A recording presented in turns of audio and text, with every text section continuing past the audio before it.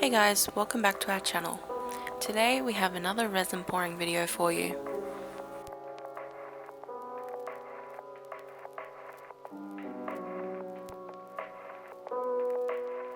We had an old board that was in need of updating.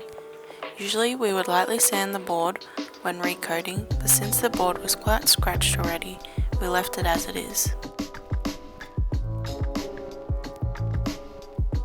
Liquid glass resin system and a range of colours from Archery Creations and our own brand. We'll leave a list of the colours in the description below.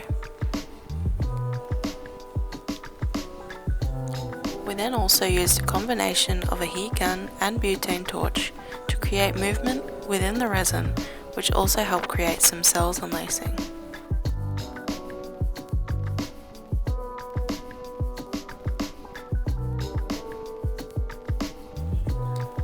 You'll notice that when we're working on an artboard, we like to add some colour, use a bit of heat, and continue adding more colours. This helps to create depth and layers within the artwork.